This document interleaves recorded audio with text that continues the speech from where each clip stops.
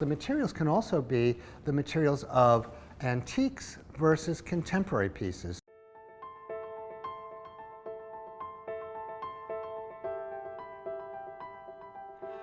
Hi, I'm Jamie Drake. I am co-principal of Drake Anderson, interior designers based in New York City. I founded my firm after 42 years in business by myself. 5 years ago, I joined forces with Caleb Anderson, and thus Drake Design Associates became Drake Anderson.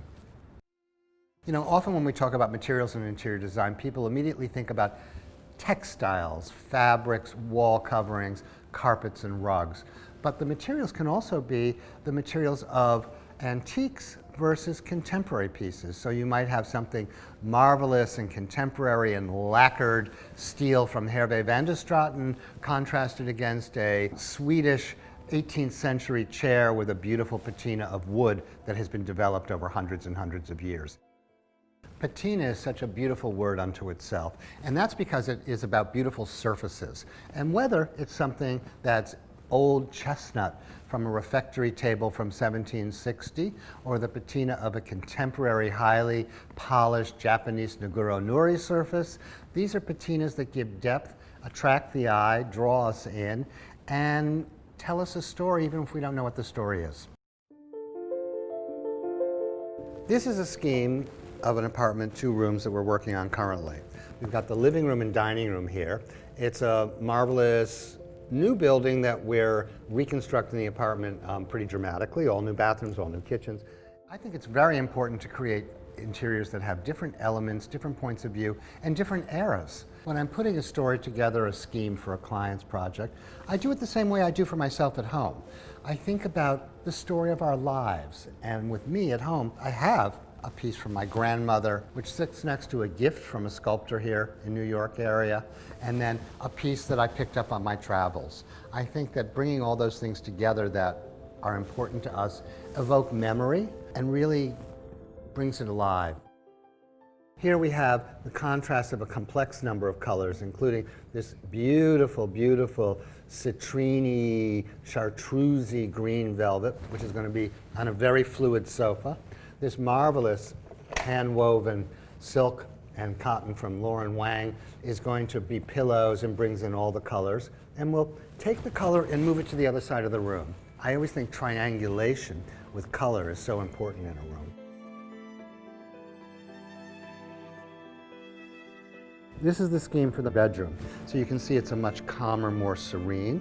The same floor will continue in here, and it ties in beautifully also. Of course, another thing that's so important when we think about things is marrying the aesthetic and the functionality, so that we choose things that are absolutely gorgeous, but that are going to stay gorgeous for a long time. Lately, we've also been very entranced with a lot of more modern technologies and materials, such as the great array of high-performance fabrics that are available. We used to call them indoor-outdoor fabrics, and they were usually pretty darn stiff and somewhat limited. Now they range just all over, and we use them probably more inside the house than outside the house.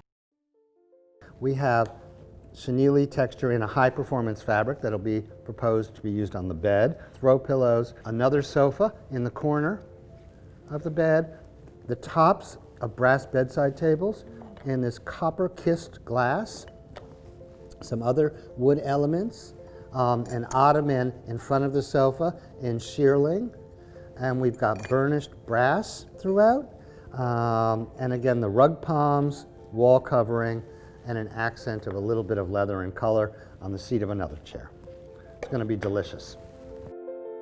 We are putting in a fireplace, which we're going to include this absolutely gorgeous, dramatic, vibrant stone all the way across on a wall, incorporating the fireplace. When we're choosing stones, we get the stone yard to actually send us pictures of the slabs, so we know what we're looking at, and the client knows what they're going to be getting. So building a room, you think about the big surfaces. You're most attracted to the brightest things, but of course, you've got a floor.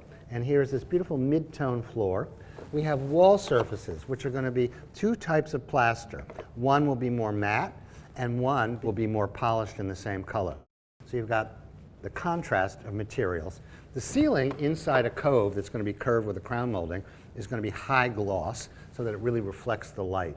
So you've got the sheen, and the matte, you've got the depth of velvet, you've got the interest of shagreen, we have open weave curtains that are going to be on the walls, and then bringing the wood back in on the dining table, end table, and it's all a mix. When a client shows me something that I think maybe is less than optimal, i.e. maybe it's ugly, and they say, oh, but I really want to use this because I just bought it last year and I know it's terrible, but I spent a lot of money on it. That to me is not a valid reason to keep something and build a room around it. If they tell me, I don't know if it's ugly or not, but it was my great-grandmother's and it really means a lot to me, I will bend over backwards and jump through hoops to make it work.